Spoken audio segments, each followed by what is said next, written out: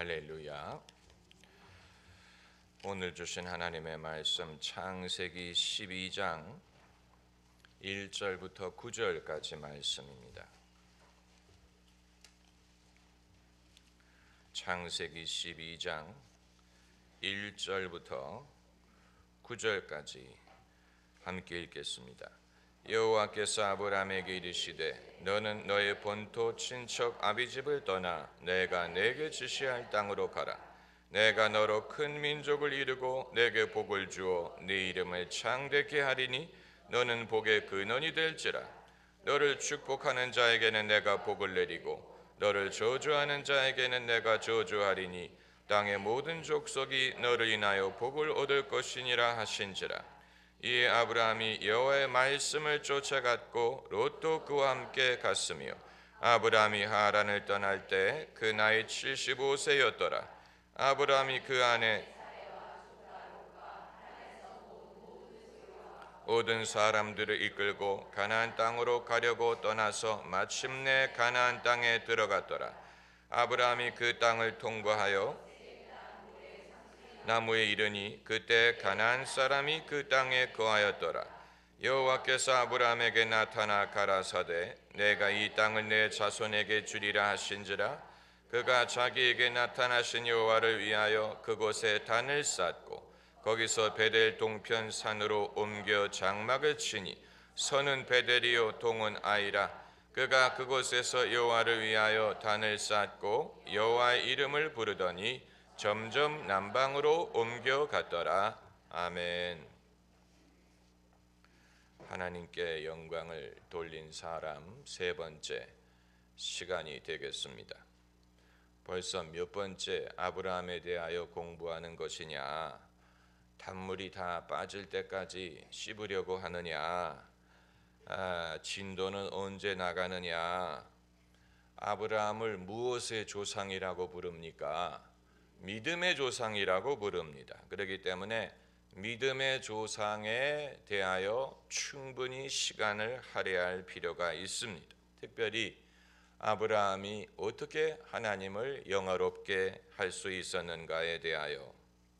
성경은 아브라함의 배경과 가족 사항에 대해서는 많이 말을 하지만 애초에 아브라함이 어떻게 여호와 하나님을 알게 되었는가에 대해서는 말하고 있지 않습니다. 그런 면에서 아브라함은 신비한 과거를 가진 사람이에요.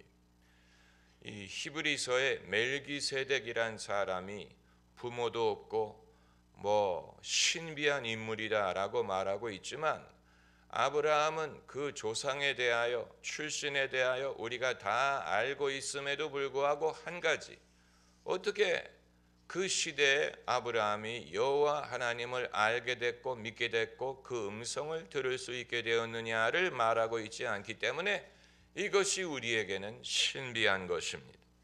여러분이 1:1 훈련을 받든 성경 공부를 하든 누구에게 신앙의 훈련을 받을 때 제일 여러분이 배우려고 해야 되는 것은 그 사람은 하나님과 어떻게 인격적인 관계를 가지고 그 사람은 어떻게 하나님을 경험하느냐를 배우려고 해야 됩니다. 그것이 가장 중요한 관건이, 그 사람이 믿음을 어떻게 실천하느냐, 그 사람의 인격, 이런 것은 나중에 배워도 됩니다. 그거보다도 그 사람은 어떻게 기도하고 어떻게 하나님의 음성을 듣고 하나님의 뜻을 깨닫고 하나님과 인격적인 교제를 갖느냐, 그걸 아는 것이 가장 중요한 것. 그걸 배우면 여러분은 훌륭한 제자가 되는 것이고, 그걸 배우지 못하면 배운 게 없는 것입니다. 사실 이 목사에게 배우고자 하는 젊은 교역자들이 표면적인 것을 배우는 경우가 많아요. 설교를 이런 식으로 하고, 목회를 이런 식으로 하고, 풍채가 어떻고, 말을 어떻게 하고, 무슨 언어 구사를 어떻게 하고, 대인관계가 어떻고, 이런 것은 전부 다 겉으로 드러나는 것을 배우는 것이고, 정말로 배워야 되는 것은 저분은 어떻게 하나님의 음성을 듣고 그 음성을 기초로 해서 하나님의 말씀을 전하느냐. 그리고 한 가지 더 있다면 예배 중에 어떻게 성령의 인도함을 받아서 성령이 역사하실 수 있게 하느냐. 그걸 배워야 됩니다. 그건 많은 사람들이 알려주지 않습니다. 그건 알려준다고 되는 게 아니고 그것은 눈치로 배워야 됩니다. 아, 저분이 이렇게 하시는 것 같다. 아, 저분이 성령의 인도를 이런 식으로 받는 것 같다. 왜 제가 예배 전에는 사람들을 만나지 않고 사람들과 불필요한 대화를 하지 않고 사람들과 인사를 나눈다거나 이런 것을 피하고 조용한 고요한 혼자 있는 시간을 필요로 하느냐? 그것은 예배 시작하기 전에 하나님과 교류하고 하나님이 역사하실 수 있도록 채널을 하나님께 맞추도록 애를 쓰려고 하기 때문에 그런 것입니다. 어떤 분들은 본인이 자신이 있어서 그러는지는 모르겠지만 예배 시작할 때까지 성도들과 모여서 수다 떨고 떡을 같이 먹고 웃고 그러다가 예배 시간이 땡 되면 할렐루야 여러분 오늘 예배 드립시다 이렇게 하는 분들도 있는데 그분들은 그렇게 해도 돼서 그렇게 하는지 모르겠지만 그러나 정말로 그 예배에 하나님이 역사하시고 하나님이 주시는 말씀 그 엑기스를 전하려고 하는 사람은 예배 시작하는 시간까지 하나님에게 초점을 맞추고 기다리고 기도하고 준비하고 자기의 등에 기름을 채우려고 노력을 할 수밖에 없는 것입니다. 사실 그런 것을 배워야 됩니다. 어떤 식으로 언어를 구사하느냐, 어떤 식으로 설교하느냐, 목회를 어떤 식으로 하느냐, 그건 이렇게 해도 되고 저렇게 해도 됩니다. 거기에는 절대적으로 옳은 방법이 없어요. 식당이 비빔밥 전문집이 있고 스테이크 전문집이 있고 이태리 레스토랑이 있고 파스타 전문집이 있고 종류는 다양해. 순댓국 하는 데가 있고 중요한 것은 맛있는 음식을 만들어서 손님들이 많이 오면 된다는 것입니다. 그러니까 순댓국에 재능이 있는 사람은 순댓국을 맛있게 만들어서 사람들이 줄 서서 기다리게 하면 돼요. 굳이 무슨 파스타를 흉내내려고 할 필요가 없는 것입니다. 그러니까 그 메뉴는 사람마다 달라요. 자기가 잘 만드는 메뉴가 있겠죠. 그러나 맛을 내는 방법, 그 근본에 사람들에게 영향이 되고 사람들이 좋아할 만한 그 맛을 내는 것은 그건 마찬가지. 그건 요리에 대해서 연구하고 맛에 대하여 연구하고 또 그 맛을 개발하고 맛을 볼 줄 알고 거기에 대해서 민감하고 그 원리는 마찬가지가 아니겠습니까? 다만 메뉴가 무엇인가가 다른 것뿐이지. 마찬가지로 이 가장 중요한 것, 우리의 믿음의 스승으로부터 배워야 되는 것은 저분은 어떻게 하나님과 교류하느냐, 저분은 어떻게 하나님의 인도를 받고 저분은 하나님을 얼마나 알고 얼마나 성령의 인도를 받을 줄 아느냐, 그걸 배워야 됩니다. 그건 그 사람이 드러내놓고 가르쳐주지 않아요. 그건 눈치껏 배워야 됩니다. 지켜보고 배워야 됩니다. 소위 관찰, observe, 관찰한다는 것은 그런 것을 말하는 것입니다. 그런 것을 눈치껏 봐야 됩니다. 그리고 보면 보입니다. 아, 저분이 이런 식으로 하나님의 인도를 받으려고 애를 쓰는구나. 어떤 분이 저에게 목회하는데 제일 힘든 게 뭐냐고 물어봤어요. 아마 교인들 대하는 게 어렵다든가 무슨 속 썩이는 사람들이라든가 무슨 이런 대답을 기대했을 것입니다. 천만의 말씀. 그건 당연한 것이고 그런 일이 없을 수 없죠. 그러나 정말로 어려운 일, 목회에서 정말로 어려운 일은 어떻게 하면 교인들이 은혜 받게 하느냐 하는 것입니다. 그게 제일 어려워요. 그건 보장해 줄 수 있는 분이 하나님밖에 없어요. 그건 준비를 많이 한다고 보장되는 것도 아니에요. 존 윈버 목사님은 이후에 목회자 컨퍼런스를 열면 많은 목사님들이 물어보더랍니다. 윈버 목사님은 집회 전에 어떻게 준비하십니까? 어떻게 준비를 하길래 집회 중에 하나님이 그렇게 크게 역사하실 수 있습니까? 아마 나는 사흘 금식하고 집회를 시작합니다. 뭐 이런 대답을 기대했을 것입니다. 그런데 윈버 목사님은 말하기를 나는 콜라를 마시면서 TV 본다 그랬어요. 콜라를 마시면서 TV 본다. 그 말은 내가 특별히 준비해서 되는 게 아니다라는 얘기. 하나님이 은혜를 주셔서 그렇게 되는 것이지 내가 뭐 애를 쓴다고 그렇게 되는 게 아니다. 하나님이 역사하셔야 되는. 어떻게 보면 미안하게 생각될 수 있죠. 나는 콜라나 마시고 TV 받고 그리고 예배 시간이 돼서 갔는데 하나님이 역사를, 그러니까 아까 제가 말씀드린 것과 반대가 되지 않느냐. 그러나 원리는 마찬가지. 하나님이 역사하셔야만 사람들이 은혜를 받을 수 있다면 사람이 자기가 인간적으로 애를 쓴다고 추가할 수 있는 것은 별로 없어요. 성령이 역사하셔야 됩니다. 성경을 보면 베드로와 요한이 기도 시간에 성전으로 올라갈 때 미문가에 안전뱅이를 일으키지 않습니까? 그런데 그 성경 구절을 보면 베드로가 그런 역사가 일어날 것을 기대하고 올라갔다는 정황이 없어요. 기대하지 않았어요. 왜 그러냐? 기대하지 않았다는 것을 어떻게 아느냐? 그 거지는 항상 매일 미문가에 앉아있는 사람이었기 때문에 오늘도 앉아있는 거예요. 베드로가 그 사실을 알고 있어요. 그가 평소에는 지나치다가 내가 오늘은 그 사람을 일으켜야지 이렇게 마음을 먹고 간 게 아니에요. 기대하지 않았는데 그 거지가 베드로를 바라보고 베드로가 그를 바라보는 순간에 그 순간에 성령이 영감을 주시고 기름 부음을 주셔서 베드로가 의도하지 않았지만 우리를 바라보라. 베드로도 자기 입에서 이런 말이 나올 줄 몰랐을 것입니다. 은과 금은 내게 없거니와 내게 있는 것으로 내게 주노니 곧 나사렛 예수의 이름으로 일어나라. 베드로가 자기 임의로 이렇게 할 수 있다면 이미 며칠 전에 했지.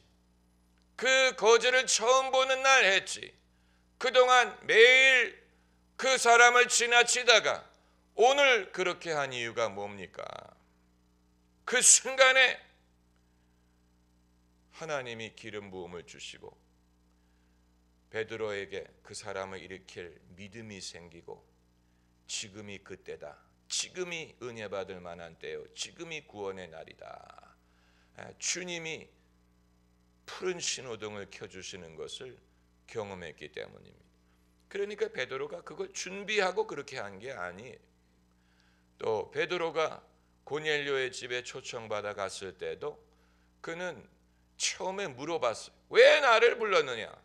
왜 나를 불렀느냐? 당신은 이방인이고 나는 유대인이고 당신은 로마 장교고 나는 피식민지인인데 당신이 뭔 일로 나를 불렀느냐?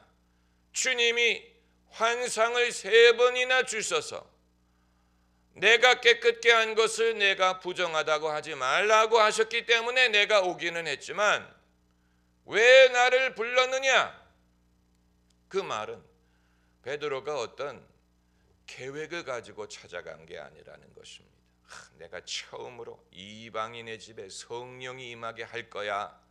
그런 야심찬 계획을 갖고 찾아간 게 아니에요.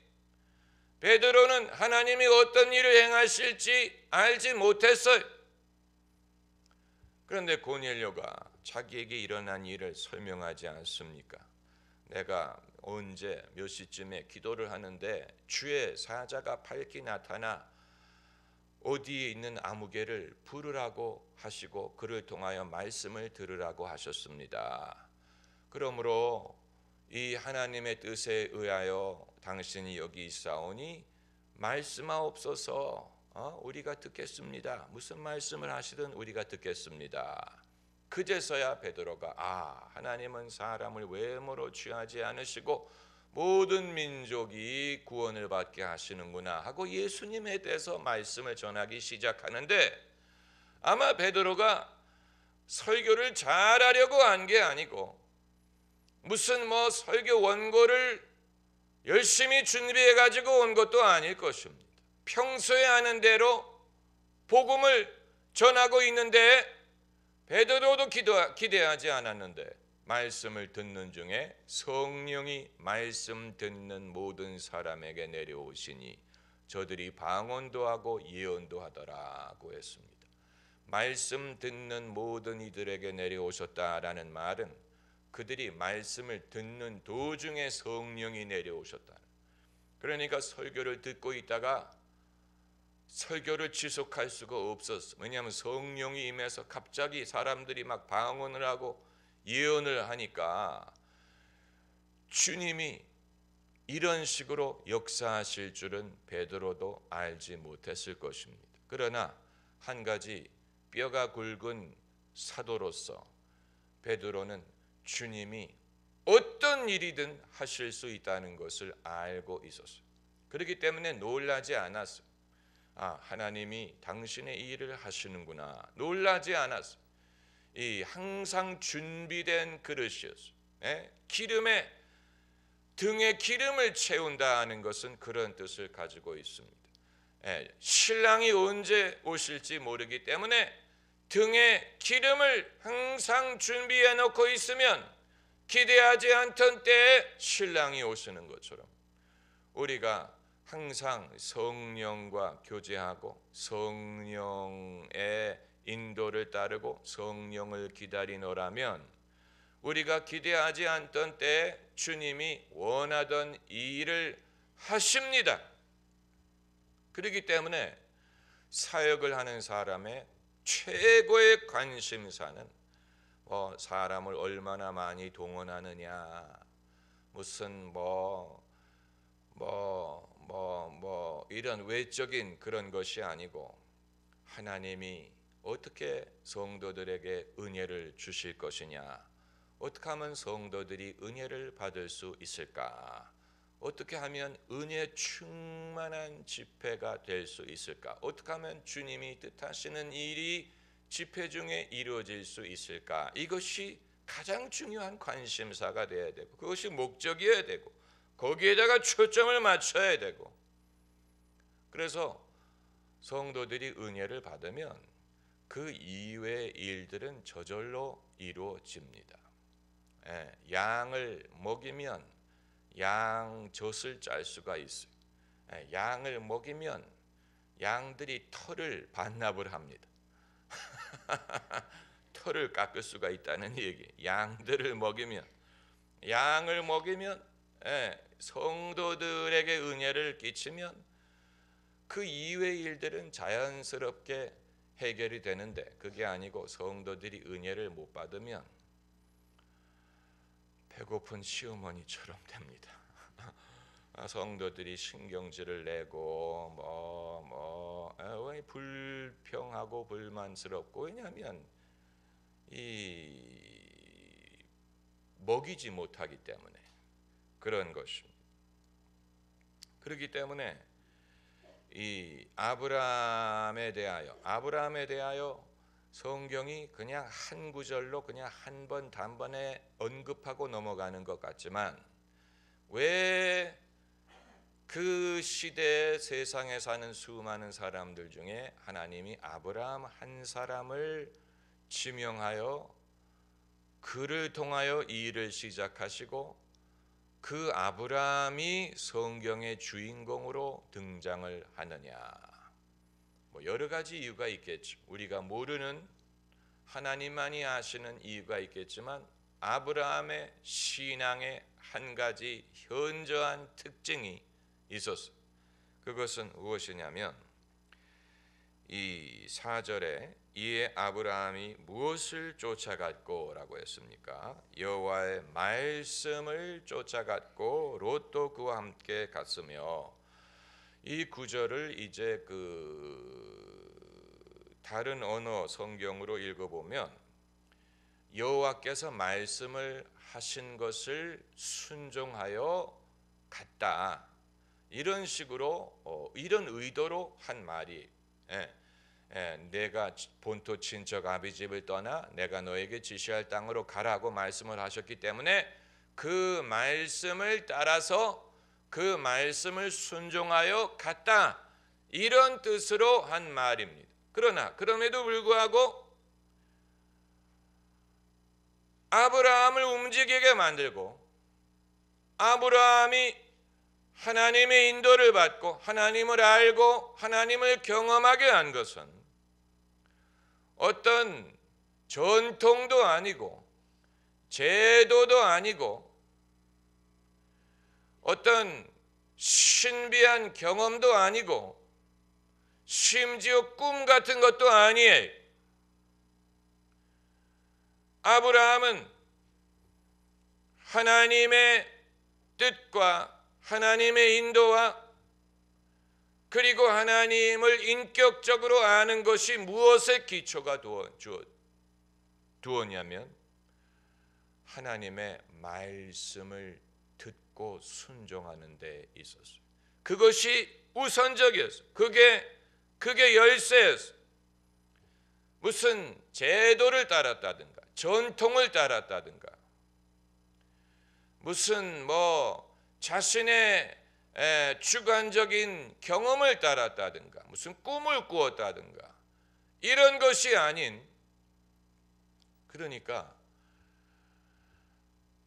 요한복음 1장에 있는 것처럼 태초에 말씀이 있으니, 또 창세기 1장 1절에 하나님이 빛이 있어라 말씀하셨더니 빛이 있음에, 다시 말하면 다른 어떤 것이 아닌 하나님의 말씀을 듣고 믿고 순종하는 방식으로 하나님을 따랐다라는 사실, 이건 아주 중요한 것입니다. 아주 중요한 것, 우리가 그냥 지나치기 쉽습니다.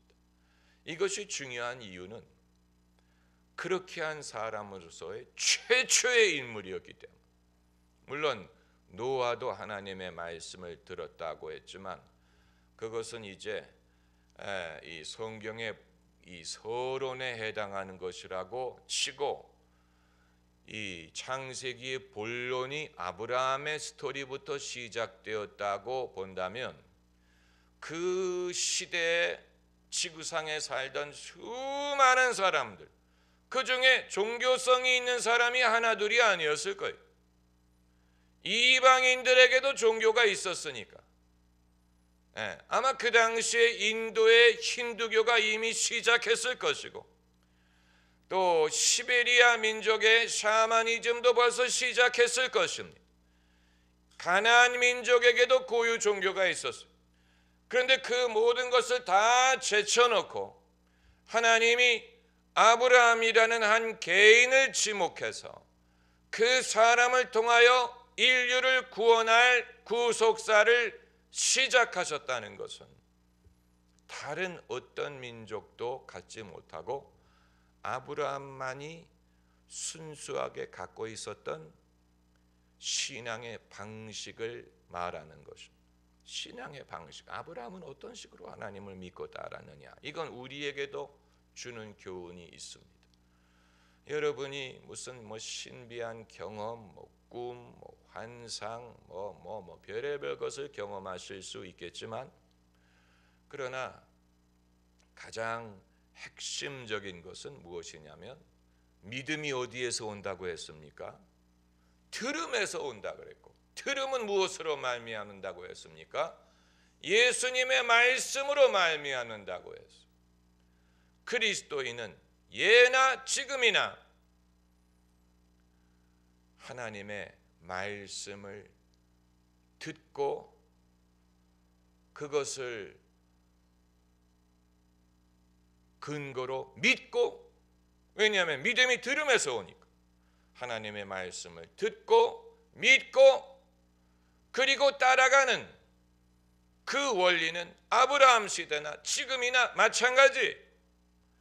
다만 그 당시에는 성경이 없었고 지금은 성경 말씀이 있는 그런 차이가 있지만, 아브라함은 하나님이 그에게 주신 그 범위 안에서 따랐어요. 그렇기 때문에 아브라함을 믿음의 조상이라고 부를 수가 있는 것이고, 그의 신앙 방식이 우리도 따라야 되는 패턴이 되는 것입니다. 여기에서 이제 우리가 한 가지 질문할 수 있는 것은, 하나님의 음성을 제대로 들었는지 어떻게 압니까 하는 것입니다. 내가 하나님의 음성을 듣고자 하는데 이것이 과연 하나님의 음성이었는지 어떻게 압니까? 실수하면 어떡합니까? 실수의 가능성은 항상 있어요. 실수를 두려워하는 사람은 결코 아무것도 못합니다. 실수를 두려워하는 사람은 시집 못 갑니다. 왜냐하면 이놈이지 어떻게 알아요? 어떻게 알아요? 어떻게 100% 확신하? 만에 하나 더 나은 사람이 있을 수 있다면 어떻게 압니까? 더 기다려야 될지, 아니면 더 이상 이만한 사람은 안 나온다고 판단하고 갈 것인지. 실수를 두려워하는 사람은 아무것도 못해. 실수를 두려워하는 것이 하나님의 음성을 듣지 못하는 충분한 이유가 될 수 없습니다. 실수를 할 가능성이 있습니다. 그러나 그건 사람이 경험과 믿음이 자라나면 실수의 가능성이 줄어듭니다. 완전히 없어지는 건 아니에요. 완전히 바울도 실수할 때가 있었으니까, 베드로도 실수할 때가 있었어요. 바울도 바나바와 하나님이 짝지어 사도로 같이 하게 하셨는데 나중에 둘이 싸워가지고 헤어졌지요. 그 잘한 일이라고는 할 수 없습니다. 또 바울도 인간적으로 마가를 처음에는 배척하고 싫어하고 이런 경험이 있었죠. 바울도 성격이 강한 사람이 실수를 합니다. 그러나 경험과 믿음이 자라나면 실수할 가능성이 줄어듭니다. 그러니까 경험을 해봐야 돼. 작은 일에 하나님의 인도하시는 것을 경험해 봐야 큰 일에서 하나님을 신뢰할 수 있습니다. 할렐루야. 작은 일에서 하나님의 인도를 받아봐야 됩니다. 작은 일에서 하나님의 음성을 듣는 법을 배워야 됩니다. 그리고 남의 일에서부터 하나님의 음성 듣는 것을 배우면 내 일에 대해서도 하나님의 음성을 들을 수가 있어요. 왜냐하면 하나님이 그때도 그렇게 역사하셨는데 나의 삶에도 그렇게 역사하시지 않겠느냐. 그때도 하나님이 역사를 하셨는데 지금도 역사하시지 않겠느냐. 이게 뭡니까? 경험과 믿음이 자라난 것입니다. 경험을 통하여 믿음이 더 숙련되고 더 성숙해지고, 그래서 처음에 했을 때처럼 흔들린다든가 흥분한다든가 지나친다든가 욕심에 이끌린다든가 그렇게 하지 않고 차분하게 침착하게 자신을 절제하면서 인내하면서 이것이 하나님의 인도인지를 따라갈 수가 있다는 것입니다. 할렐루야. 기도하십시다.